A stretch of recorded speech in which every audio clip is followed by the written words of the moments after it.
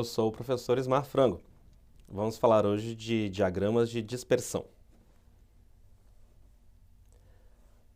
O que são os diagramas de dispersão e qual é a importância dos diagramas de dispersão no contexto de análise de dados exploratória? Bom, os diagramas de dispersão, eles sempre vão buscar representar de maneira gráfica a relação entre duas variáveis. Então, para isso, em nossa distribuição, nós devemos ter duas variáveis com a mesma quantidade de dados, ou seja, as distribuições das duas variáveis têm que ser iguais numericamente, e nós tentaremos, por meio dos diagramas de dispersão, identificar se há algum tipo de relação ou não entre as duas variáveis. É importante, nos diagramas de dispersão, tentarmos separar essas duas variáveis em variável explicativa e variável resposta. Qual a ideia da variável explicativa e qual a ideia da variável resposta? A variável explicativa é a variável independente. É a variável que explica ou influencia as determinadas mudanças em uma variável resposta. Geralmente, a variável explicativa nós colocamos no eixo das abscissas, no eixo x, na horizontal. A variável resposta, por sua vez, é a variável dependente. Ela mede o resultado de um determinado estudo, de uma observação. E a variável resposta nós geralmente representamos no eixo y, no eixo vertical. Uma maneira bastante eficiente de tentar mostrar a relação entre duas variáveis que sejam quantitativas é por meio de um diagrama de dispersão. Ele é bastante simples de ser feito, ele é bastante simples de ser compreendido. E ele mostra a relação entre duas variáveis quantitativas. Os valores de uma variável em um eixo e os outros valores em outro. Notem que veremos que a questão da escala, muitas vezes, vai fazer bastante diferença em relação à aparência de um diagrama de dispersão. Vamos ver um exemplo de um diagrama de dispersão na prática. Temos aqui uma distribuição de pessoas com dados a respeito de massa corporal e de altura. Cada um dos pontos que é representado nesse diagrama de dispersão representa um indivíduo, ou seja, cada indivíduo vai aparecer como um ponto no gráfico, como por exemplo marcamos aqui. Esse ponto no gráfico, na verdade, ele refere-se a quem? Refere-se a um determinado indivíduo, esse indivíduo que foi marcado ali, com massa corporal de 120 kg e com altura de 1,90 m. Todos os indivíduos pertencentes a essa distribuição estão representados nesse diagrama de dispersão. Um pequeno parênteses que é importante é a diferença entre os termos dispersion e scatter, se vocês forem procurar material adicional em inglês. Em alguns contextos, o termo dispersion não é exatamente esse gráfico que em português traduzimos para gráfico de dispersão. O termo mais utilizado em inglês é scatter graph. Se vocês forem buscar por gráficos com o termo dispersion, o que é bem provável vocês encontrarem são gráficos do tipo que estão exibidos aqui. São gráficos que servem para mostrar a distribuição de valores de apenas uma variável. Para duas variáveis é o scatter plot, scatter graph, que em português traduzimos para dispersão. Então evitem essa confusão se vocês forem procurar material em inglês. Bom, a partir de um diagrama de dispersão, que tipo de relações podemos tentar extrair a respeito dos dados? Uma das coisas é a questão da associação. Podemos verificar se existe uma relação ou associação. Né? Associação e relação são sinônimos aqui no contexto da análise de dados exploratória. E é provável que duas variáveis ou elas sejam associadas positivamente ou sejam associadas negativamente. Né? Um exemplo de uma relação positiva. O que nós temos aqui? Aqui temos um dataset real, que é o número de anos de serviço de trabalhadores que trabalham em uma companhia de seguros versus o número de clientes de agentes. O que nós temos aqui? Temos uma relação que é uma relação positiva. O que nós vemos? Vemos que à medida que nós temos funcionários com mais anos de serviço, o que temos é a probabilidade deles terem mais clientes. Na vida real, isso parece bastante óbvio, afinal de contas, a pessoa trabalha muito tempo na companhia, ela tem uma carteira de clientes maior. Isso é o que chamamos de relação positiva. À medida que vai aumentando o número de anos de serviço, que está aí na coordenada X, no eixo das abscissas, aumenta o número de clientes. Essa associação ou relação ela pode ser também negativa. Tem um dado bastante preocupante, inclusive, que é uma relação entre a renda bruta mensal de um conjunto de pessoas no eixo X versus o quanto essa pessoa gasta em saúde.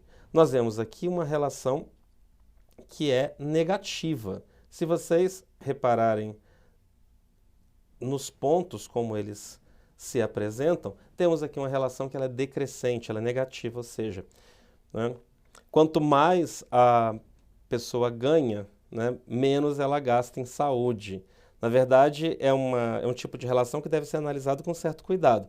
Ou seja, vemos que a pessoa que ganha pouco, ela tem boa parte da sua renda comprometida com gastos em saúde. Ao passo que a pessoa ganha muito, isso não compromete muito a sua renda. Veja que não é o valor monetário, o valor em reais, por exemplo, que a pessoa gasta em saúde, sim a porcentagem da renda que é gasta em saúde. Isso é uma relação negativa. Notem que nem toda relação é uma relação considerada linear, né? Por exemplo, nós temos aqui uma relação entre os meses de um ano, então aqui está a passagem do tempo no eixo horizontal. Então temos os meses de janeiro a dezembro e fazendo esse arco nós temos a temperatura média desses meses. Notem que existe uma relação, não é? Mas essa relação ela não pode ser considerada linear. Obviamente, é uma relação muito mais próxima de algo cíclico. Afinal de contas, é bem provável que a temperatura em janeiro e dezembro sejam bastante próximos, né? E essa relação lembra bastante uma parábola, mas ela não é linear. Ou seja, pode existir uma relação, mas nem sempre as relações são lineares. As relações lineares, elas são de bastante importância na área de ciência de dados, muito pela simplicidade de cálculo, pela facilidade de aplicação, como também na aplicabilidade, porque é uma série de relações entre dados reais que seguem comportamentos lineares. E nem sempre é uma relação. Não é porque eu tenho um gráfico de dispersão que eu encontro uma relação. Aqui, por exemplo, há uma relação. Há um gráfico de dispersão do lado esquerdo, mostrando a quantidade de horas que um grupo de estudantes usa para estudar e as notas aqui no eixo vertical, o score deles, parece que sim há uma relação. E parece óbvio, né? Quanto mais tempo as pessoas se dedicam ao estudo, se espera que elas tenham melhores notas. Agora, no lado direito, tem uma relação que parece uma relação um pouco estapafúrdia, e é de verdade, que é um conjunto de dados a respeito do tamanho do sapato dos alunos, ou seja, o tamanho dos calçados, e as notas obtidas. E vemos que não há qualquer tipo de relação entre o tamanho do sapato dos alunos e as notas que eles obtêm. Não é? Então, não é porque eu tenho os dados organizados em um gráfico desse tipo de dispersão que eu posso dizer que há uma relação. Certo? Nós veremos mecanismos de como calcular essa relação. No material de apoio, há uma série de exemplos que mostram essas questões de relação positiva, relação negativa e a ausência de relações também. Trouxe um exemplo real, que é o seguinte, é um exemplo tirado de uma situação na Flórida, que estava registrando um número de mortes de peixes-boi, que é uma espécie rara tanto aqui quanto lá, e os peixes-bois estavam sendo mortos por barcos entre os anos de 77 e 2013. Examine o gráfico. Veja que sim, parece que há uma relação entre o número de barcos registrados no estado da Flórida, no eixo X, nas abscissas, e o número de peixes-bois que foram mortos pelos barcos. Parece óbvio, não é? Que quanto mais se barcos ocasionam acidentes que resultam na morte de peixes-bois, é provável que quanto mais barcos eu tiver, mais peixes-bois acabarão, infelizmente, mortos. Então, parece sim haver uma relação, não é? E Embora muitos peixes-bois eles possam morrer por outras causas, parece que, ou seja, o que a análise do gráfico de dispersão nos dá é que parece que menos barcos poderiam significar menos mortes. Claro que em análise de dados é sempre prudente perguntar que outras variáveis ocultas poderiam contribuir para modificar a quantidade de mortes de peixes-bois. Por exemplo, a velocidade dos barcos. É um tipo de dado que não está no nosso dataset. Será que se eu tivesse uma velocidade máxima de barcos reduzida, eu teria um número menor de acidentes com peixes-bois?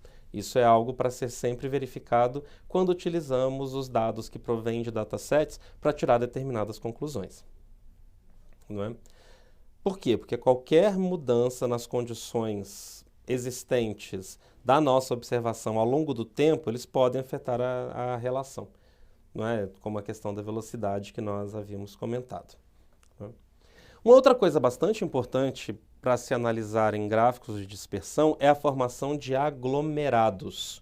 Em inglês utilizamos a palavra clusters.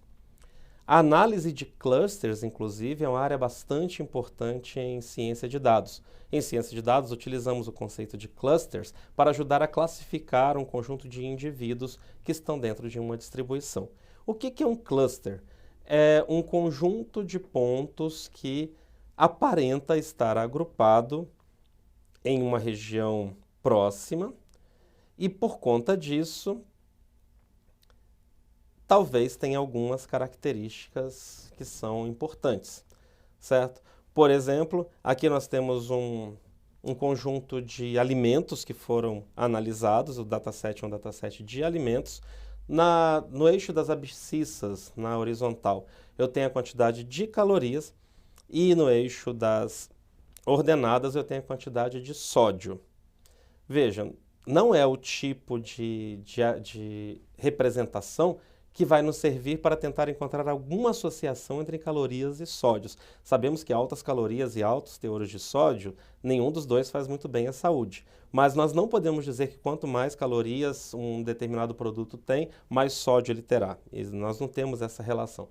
Porém, ao analisar um gráfico de dispersão, desta maneira, nós conseguimos separar, categorizar os indivíduos em dois clusters bem diferentes. Nós temos aqui, por exemplo, à esquerda, em verde, nós temos aquelas marcas que tendem a ter menos sódio e menos calorias.